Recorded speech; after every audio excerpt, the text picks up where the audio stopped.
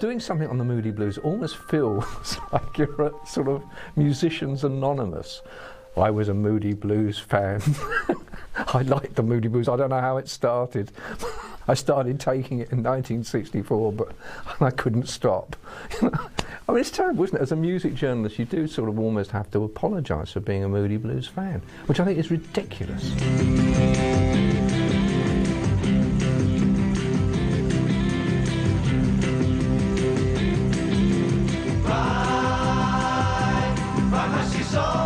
Take this place on this trip just for me.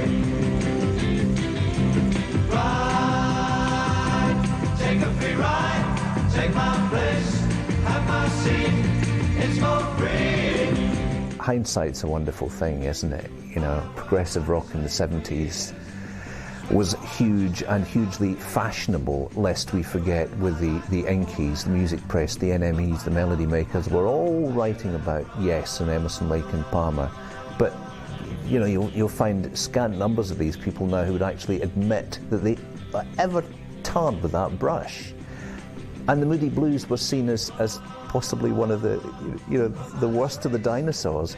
But at the time, this was all seen as something fresh and new and taking us to another place. And, you know, you can't rewrite history. You can only revise what you think and hope people will believe you were really that hip. Let's go with a first class pass. Starting work at a second class. School taught 1 and 1 is 2. But right now, that answer just ain't true. I always felt that the Moody Blues really did their own thing. They didn't like just to follow fashion. They stuck true to their own style. They threw away sort of boundaries and limits. They pushed things, you know, technologically and musically.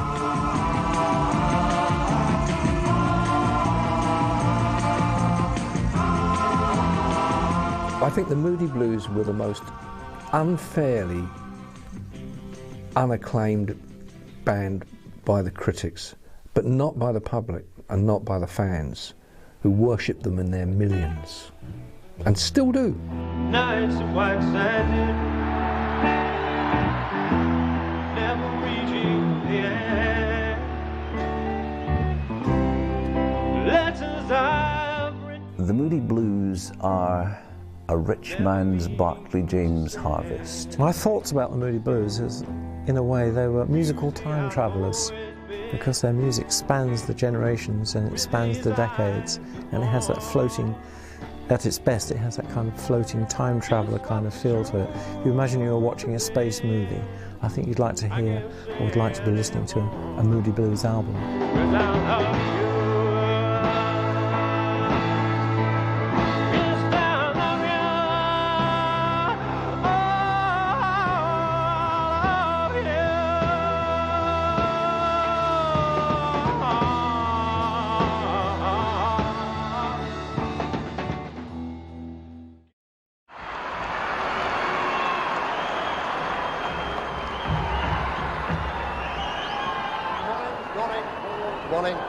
Morning, ladies and gentlemen, and guys and gals. Today we hope to bring you a completely new slant on the pop music world.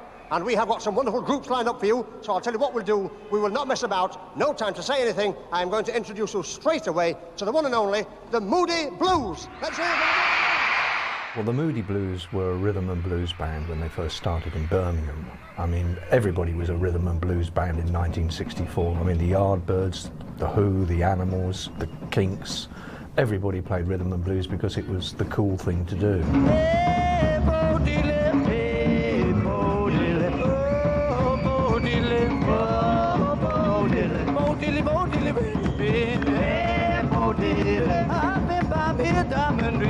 When the Moody Blues formed in 1964, they were hailed as one of the most exciting R&B bands in the country, because they came from Birmingham, which was a change from Liverpool. Everybody was used to Liverpool groups. Obviously the Beatles and the Hollies came from Manchester, but the Moody Blues were among the best and brightest from what was called Brumbeat, the Birmingham scene. And they started to build up quite a big following actually as a live club act, because that was the days when live music was all important. So the Moody Blues had quite a big following as a really authentic R&B, rhythm and blues soul band.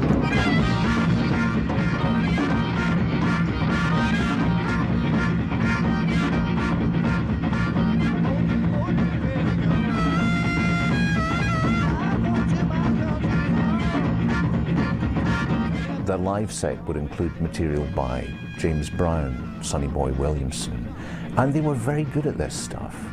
You know, they were probably upsides, maybe not as rough and edgy as the Pretty Things, but they were surprisingly good at that material.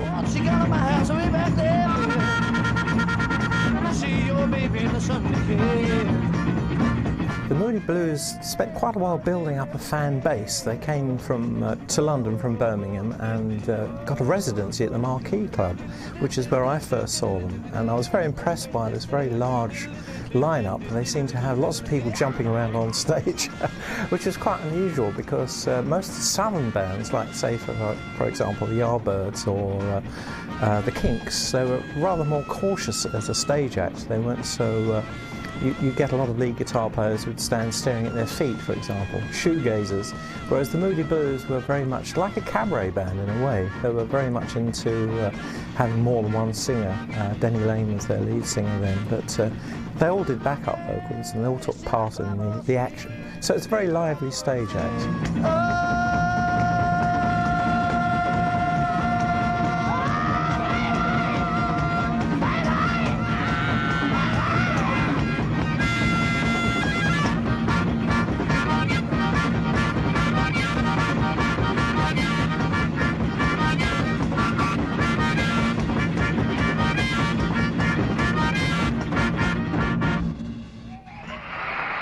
The public began to take more notice of the Moody Blues when they had their big hit single, Go Now. In fact, it was their second single. I think their first one was I think it was called Lose Your Money. And as Denny Laine says, they did. They lost all their money on that one. We've already said I get bad. Goodbye. I first became aware of them with Go Now, the first or second single. Their early singles weren't recorded at Decca, they were recorded through an independent production company, and Decca leased the tapes. But since you gotta go, oh, you better go now. Go now, go now, go now. Before you see me cry. In early rock and roll, quite a bit of it was driven by piano. You had Jerry Lee Lewis, you had Little Richard. By the time the beat group explosion happened, it was all about boys with guitars. So a record that was piano driven, that wasn't a big ballad, you would expect to have a piano on a Dusty Springfield record, but you wouldn't expect to have one on a soul record with big harmony vocals that sounded like a beat group track, but was driven by the piano. So Go Now was pretty unusual in that respect for 1964-5. It's a great song, and that's another thing that's, you know, got to have had a huge impact on the listeners. The Bessie Banks song is just fantastic. Go now.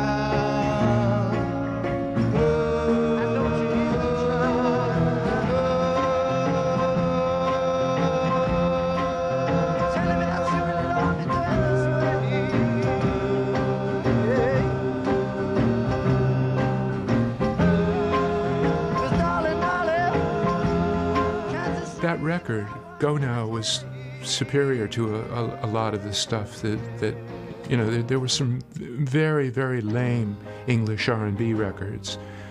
That one, on the strength of Denny Laine's vocal, I was quite strong. In fact, you know, I remember reading years later that Paul McCartney had felt humbled by it. He said that it was a record that he'd wished the Beatles had made. Denny Laine was actually quite credible. You know, he was a tiny, skinny little Englishman, but he sang well. He sang very well. Since you gotta go, oh, you better go now.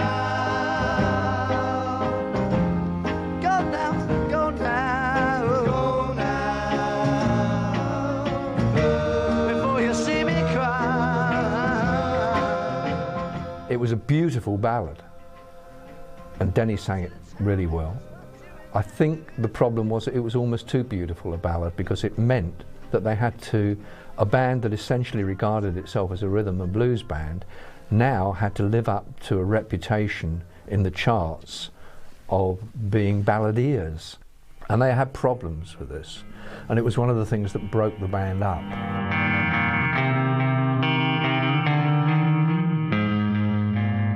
At first, Clint, who was married, that got children, he was finding it hard, really, with all the touring commitments, and so he decided to drop out in early 1966. Denny Laine almost inevitably split to become a pop star, solo, and then it meant regrouping and finding 2 new members.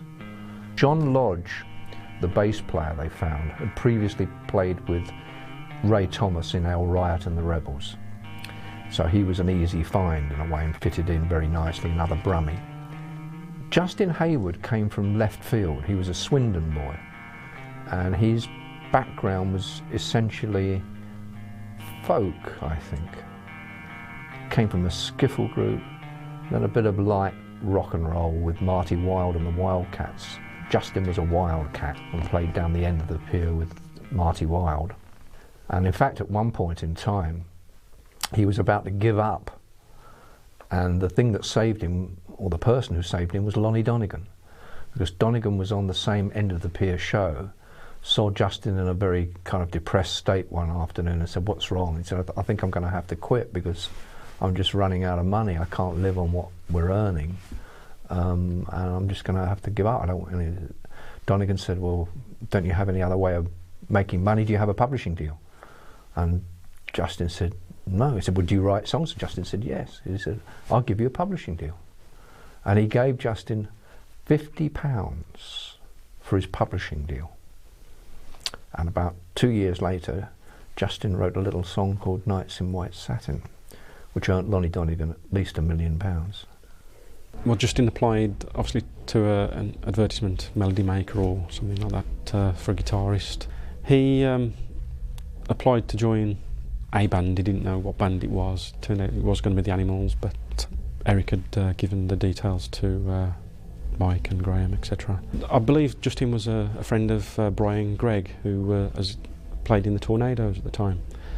Justin had sold all of his gear, apparently, so borrowed Brian's guitar and amp, etc. for the audition with the Moody Blues. So obviously he impressed them greatly, and was signed up immediately to join them. The difference between the first band and the second band was the titles they were doing, the type of music they were doing. Whilst Mike was a R&B pianist, his songs weren't so rock and roll, they were a bit more structured. Justin was more of a gentle songwriter, so they went that way to a certain extent anyway. And also the times, 67, almost the summer of love when we made those early singles, and the nature of the songs was going in that direction.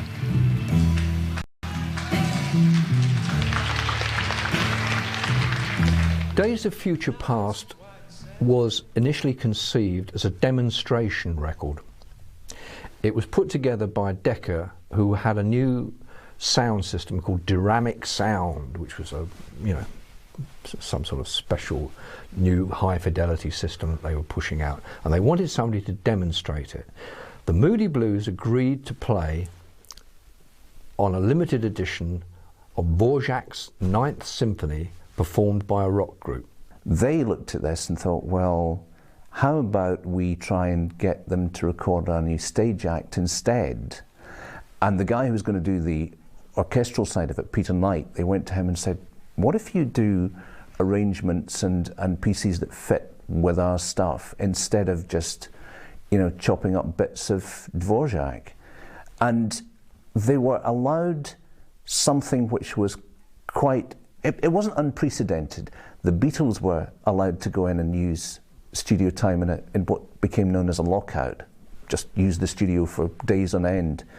But for a band like the Moody Blues, who really didn't have that kind of success to back it up, you know, there's no way that they would have been allowed to spend that time and that money in a studio to make this record unless it was being paid for other purposes, and a demonstration disc aided by Sir Edward Lewis was the way forward.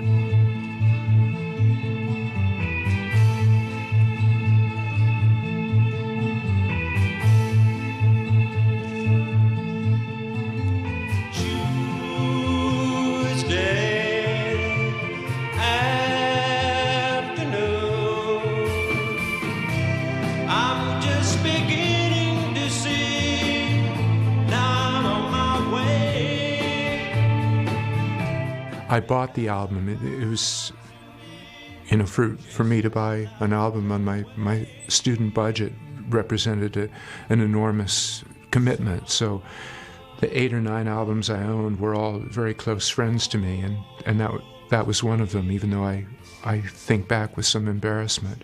Really spectacularly schmaltzy. That poetry that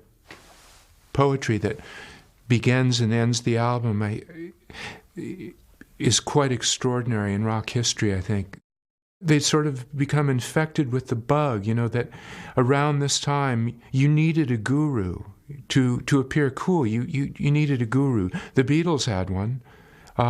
Thus, everyone needed one.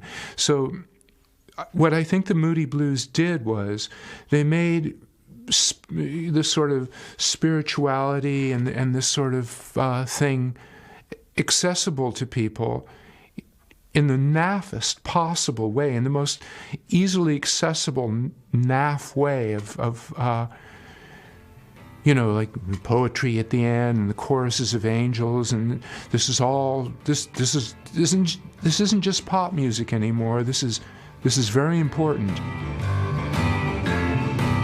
I'm looking at myself, reflections of my mind. It's just the kind of day to leave myself behind, so gently swaying through the fairyland of love. If you'll just come with me, you'll see the beauty of Tuesday afternoon.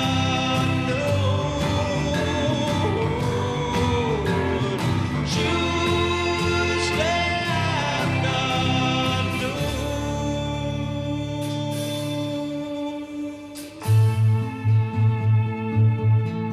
I think Days of Future Past was something different for most people. I mean, it was a concept album in the days when concept albums were very few and far between, particularly in rock music areas. Concept of Days of Future Past is, to coin a phrase from a Beatles song, a day in the life. You know, it starts at dawn and it goes through the procession through afternoon and evening into the following night, and it has songs interspersed with these orchestral pieces which at best, with the big sort of sweeping romantic Knights in White Satin theme, are very good, and at worst are kind of like that English light music, you know, Eric Coates' In Town Tonight, the Knightsbridge March, and the stuff that Edward Elgar called stout and stakey.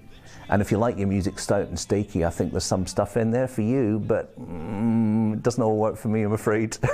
Well, the interesting thing, when the Moody Blues came up with this new album, Days of Future Past, in 1967, was perfect timing, because everybody was expecting everybody else to experiment.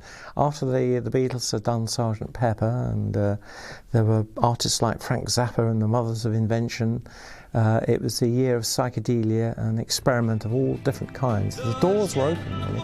Literally the doors were open. Explaining away the sun.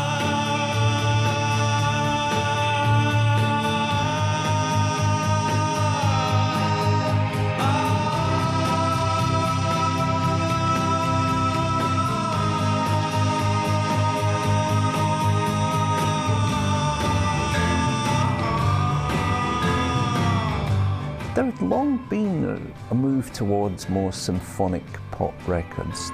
There was Phil Spector, obviously. There was the big soundstage things that Johnny Franz and Ivor Raymond did at Phillips for the Walker Brothers and Dusty Springfield. And then there was a kind of thing that Andrew Oldham was doing with these big orchestrations. And you got records coming in like Love's Forever Changes album, which had strings and horns on it. And of course the Beatles were becoming more textured as well. But Days of Future Past, I think, did do something that sounded quite distinctly different at that point, and probably even just having the concept thing applied to it, I think definitely did open the door to progressive rock, for better or worse. Nights in white satin, never reaching the end. Letters I've written, never meaning to send.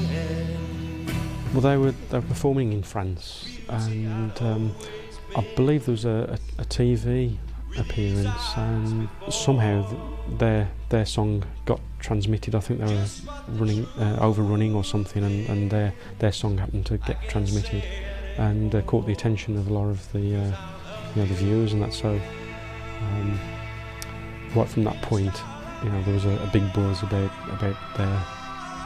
the new Moody Blues. And it was in France that Nights in White Satin first became a hit, because they weren't going to release it as a single in England, because some genius at Decca decided you couldn't dance to it. And they put out something else, I think, from the album initially, which didn't do anything. And then as Nights in White Satin started to become a hit in France, somebody thought, maybe we made a mistake. Perhaps we should put it out in England. And they did, in a kind of half-hearted way. And I think it took quite a while for the word, it was kind of almost by word of mouth that Nights in White Satin became a hit. And it edged its way very slowly up the charts and into the NME top 30 where I was working at the time.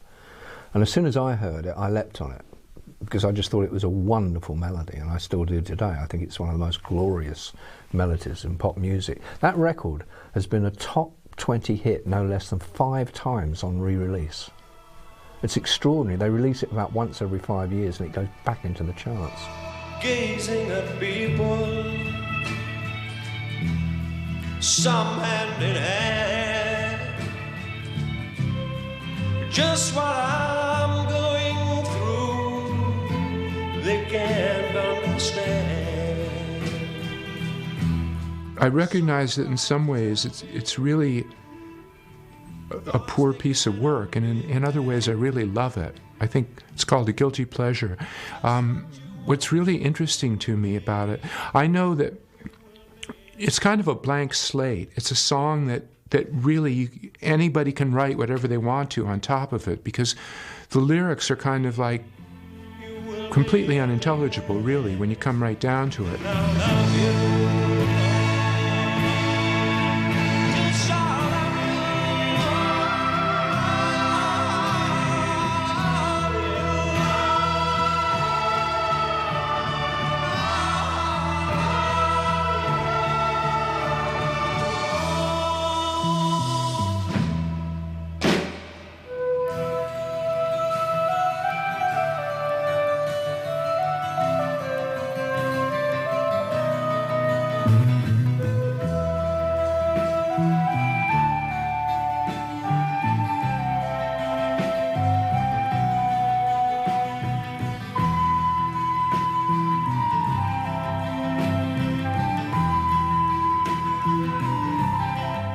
It was done in one day, quite quickly. But the key thing about Nights in White Satin was trying to get the mellotron to sound smooth and sweet, and that was quite difficult. Half of that battle comes from Mike, or the player, which you need to use the swell pedal, the volume pedal, if you like, to control the abrupt start of each chord. There's always an abrupt start, and so you have to fade the chords in. So you have to anticipate the beat, which is what I mean by getting your head round the mellotron as well as your hands on it. So, and the next battle was me trying to make it sound sweet. Now, I've spent a long time on that session working with Mike, using the few controls that he had at his disposal. And as I recall, I think he was pumping it out through a Marshall amp, which isn't the nicest way of presenting a mellotron, but by tweaking the knobs a bit, we managed to avoid the overload and the squawking that you can get from mellotrons. And so we sweetened it up with reverb.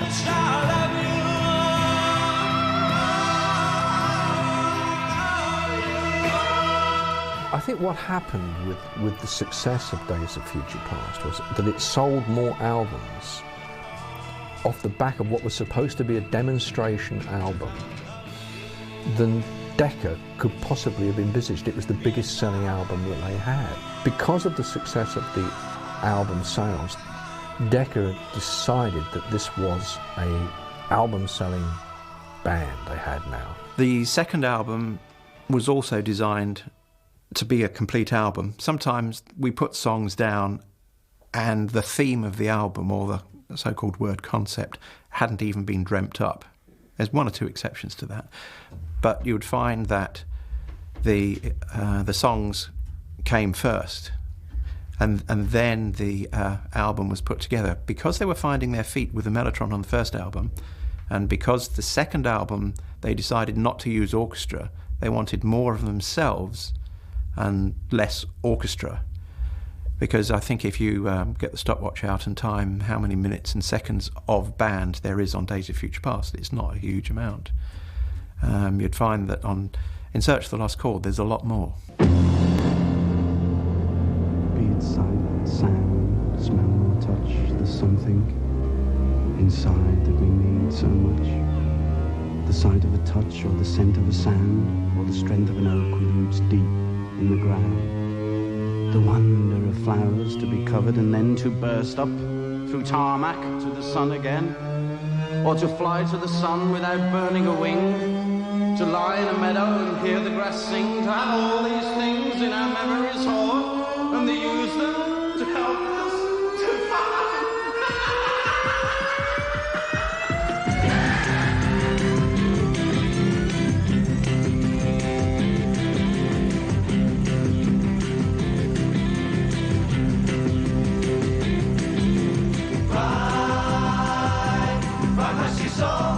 Take this place on this trip just for me. In Search of the Lost Chord didn't have the orchestra on it. What it did have was the members of the Moody Blues playing some 33 different instruments. Hayward took up the sitar, there was an Indian tambura. Ray Thomas played the flute, but he also played the oboe, so he took up a double reed instrument, which is quite hard going if you've ever tried one of those. And this was at the time when British studios had only just moved from 4 to 8 track operation. It was a very complex album to make with all this overdubbing and all the changes of instruments. So they were certainly very experimental as far as the tone and texture of the record goes, and trying to achieve this big sound with just the members of the band. Run like a fire, don't you run in the lanes.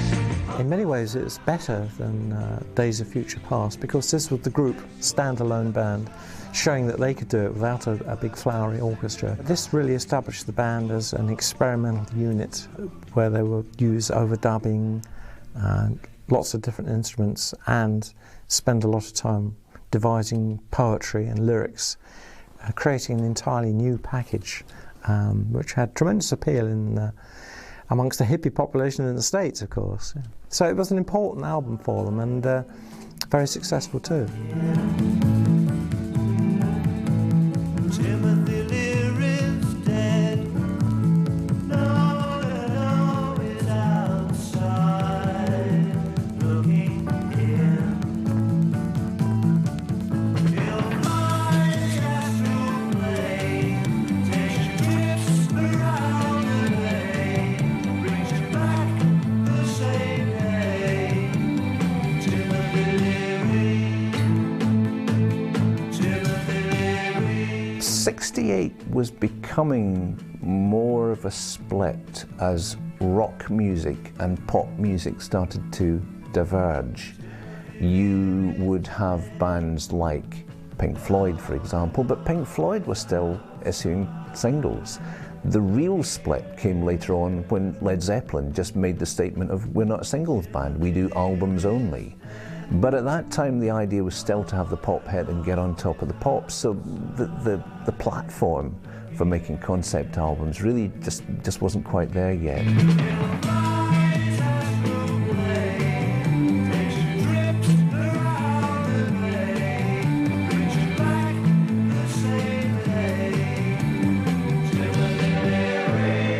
question about whether they invented classical rock is a really interesting one. As an easily bamboozled university student, I remember having an argument with a musician friend of mine that stuck with me, and I see now that he was right, where I said, I just don't know how much farther music can go, because, you know, these people are doing this and these people are doing this. And the Moody Blues, actually, it was specifically about rock, how much farther rock can go, because the Moodies have so wonderfully integrated classical music with rock. And he just snorted in derision. He said, "No, they didn't. They just put a mellotron on top of everything.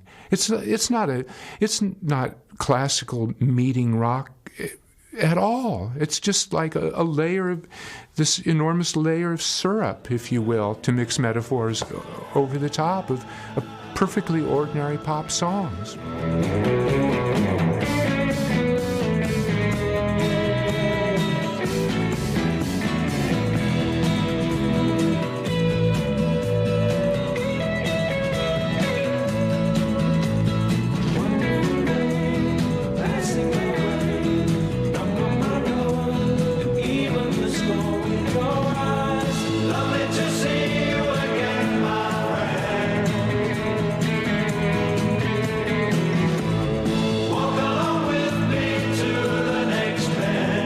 I suspect that On the Threshold of a Dream really casts the mould for the Moody Blues as the anti-fashion heroes of millions of buyers of their records, because they sold so many records and yet were so terminally unhip.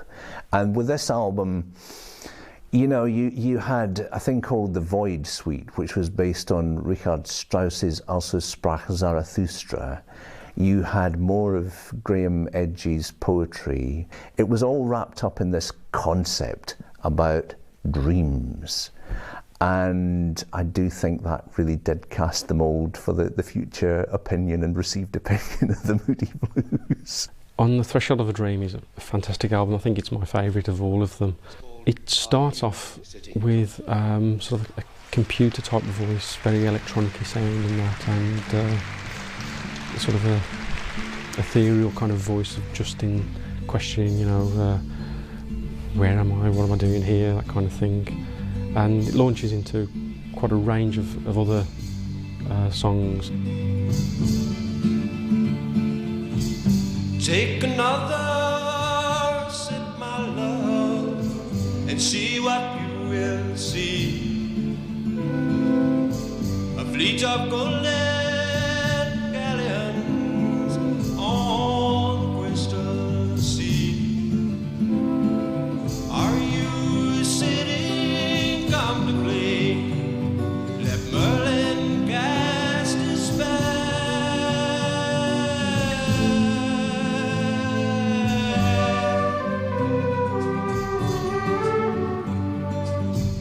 Well, On the Threshold of a Dream, which was another concept album, and of course that was devoted to songs written about the theme of dreams and dreaming, and this was a very successful album for them. And so it was, I suppose, in some respects, it was more of the same. It was the same Moody Blues we'd grown to love or hate, depending on your viewpoint. It was the last they did before they launched their own label, which was called Threshold Records, obviously in honour of the album.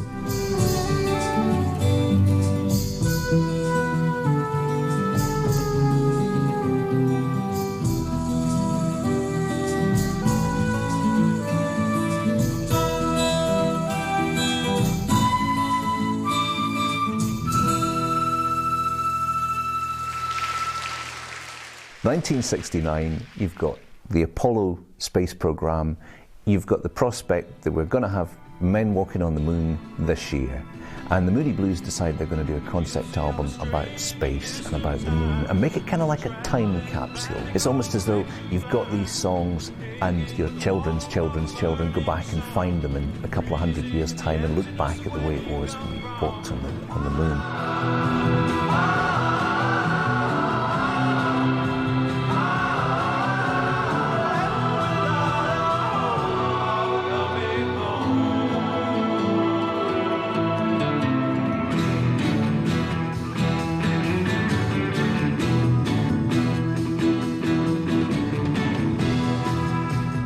Children was an interesting album because it was the first album. There were really only two strong concept albums, Days of Future Past and Children's Children. Children's Children was really Tony Clark's baby, the producer. He was very important to their sound and was like a kind of sixth Moody Blue.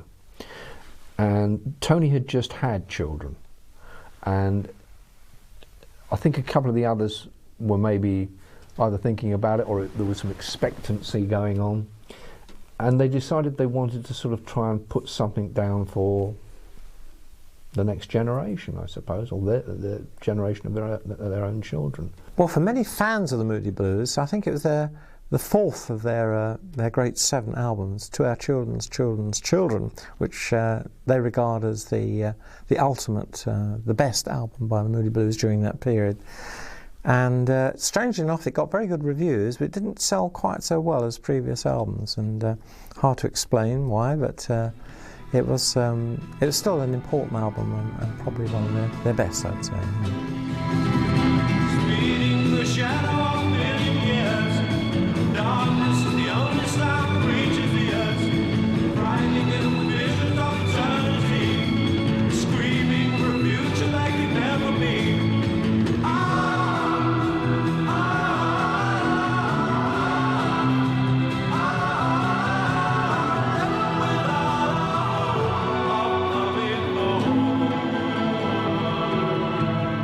It was very hard for the Moody Blues to recreate what they were doing on record on stage. I mean, they couldn't possibly do Days of Future Past at that time. With the next album, playing so many instruments, you know, take all those different instruments on stage with the kind of PA systems that they had in venues then, it wasn't going to happen very well. So by the time we get to Our Children's Children, they started something that would become standard practice with major touring acts later on, which is to take your own equipment on the road and your own crew, and that way you're at least guaranteed as good a quality of sound as you can get.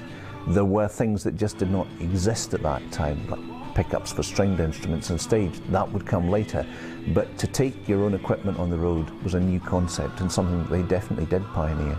By the time they made this record, they had launched their own record label, Threshold, and Threshold was funded by them from their royalties.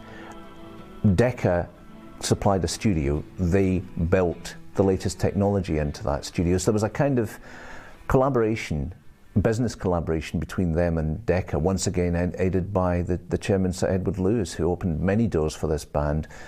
And so they worked together so much by then. They were in the studio, they were working with other bands, they were making a record label, they were in business and music all the way through. So they really were very together at that point, and I suspect that that's the way they wrote, that's the way they played, and the way they lived, and that's why it's probably the most cohesive thing they did.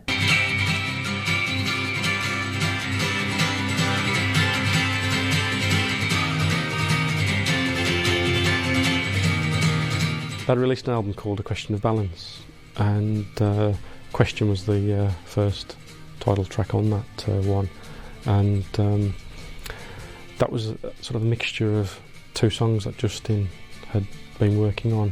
There's a sort of a slow ballady type, and then there's a very fast, acoustic guitar part, and he couldn't really develop either of them into full tracks on their own, and decided to put them together, and the result is Question, which was the one that they come out on the encore to today, so it's still one of the firm favourites. Why do we never get an answer when we're knocking at the door with 1,000 million questions about hate, death and war? 'Cause when we stop and look around us, there is nothing that we need in a world of persecution that is burning in its greed.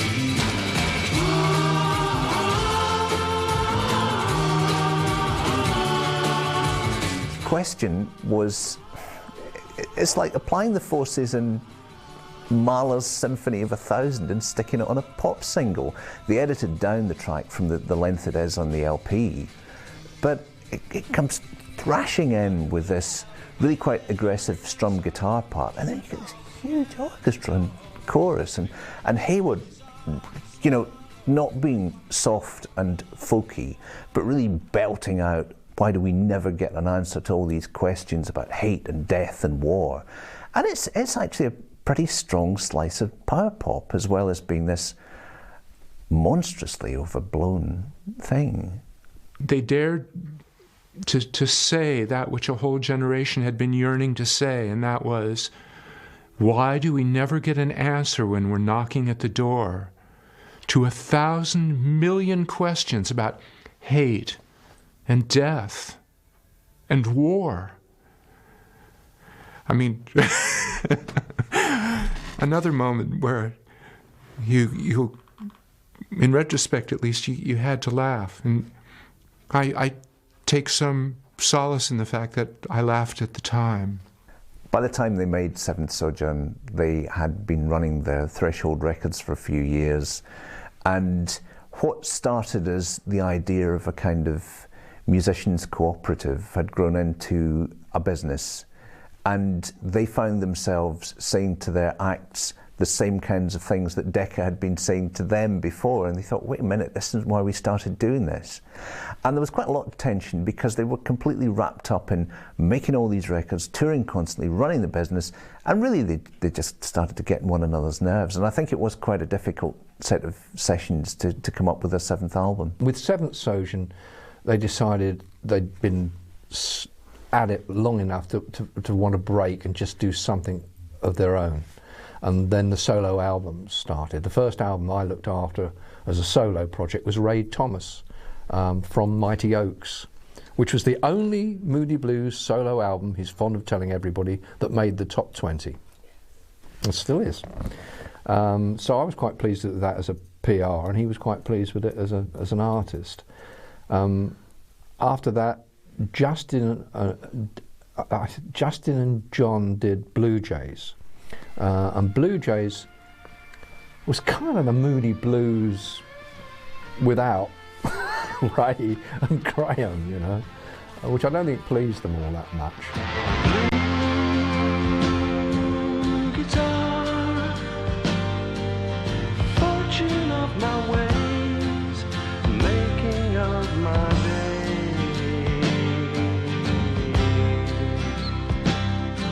If they hadn't decided to take a break at the end of Seventh Sojourn, they would probably have fallen out so badly that they would have split for good.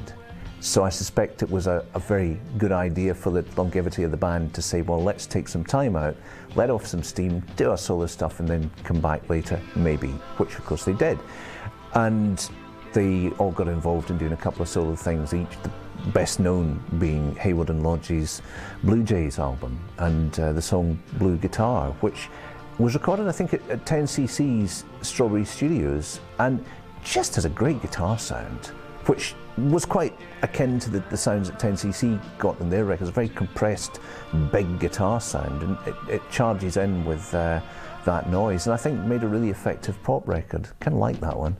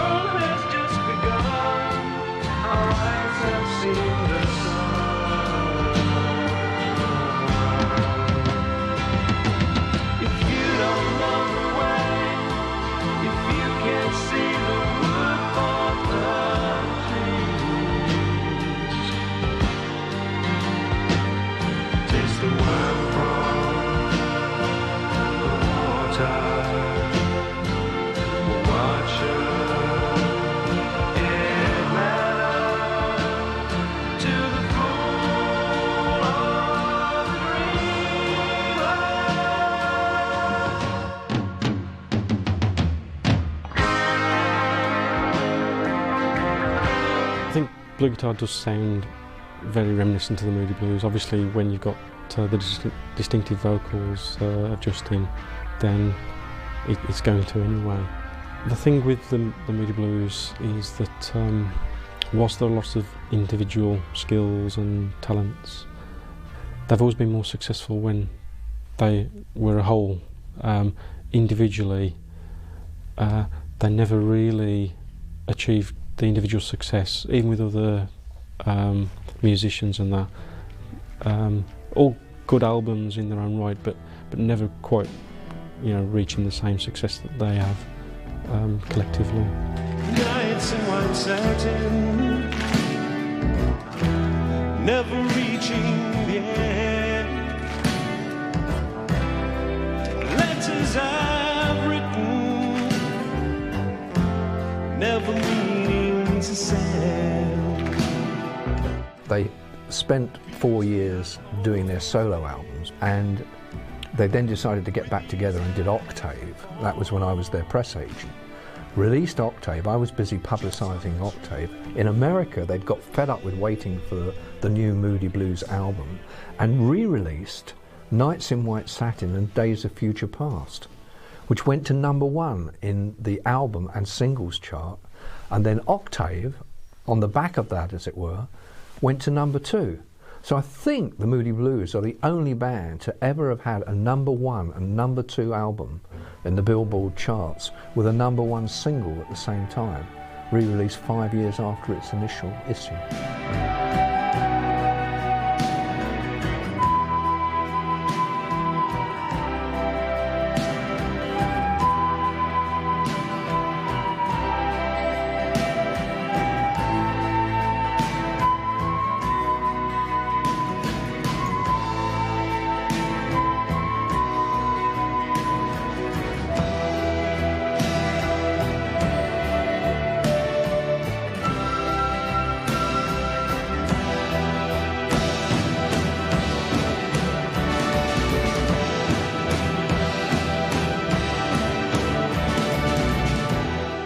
The 1980s.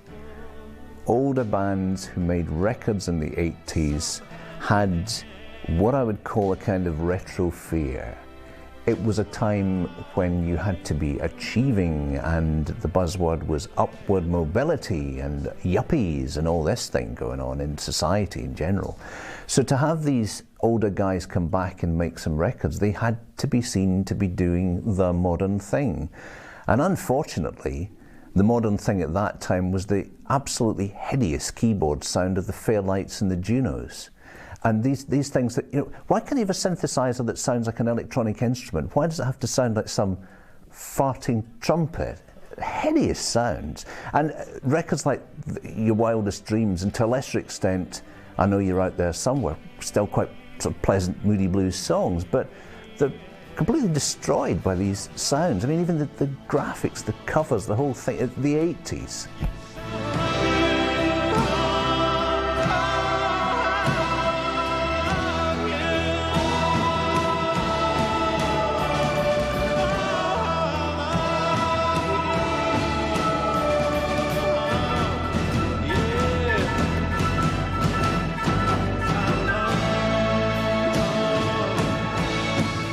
They are phenomenally successful, the Moody Blues. People do not realise just how successful they are in this country, because there is this kind of critical resistance to them, musical critical resistance.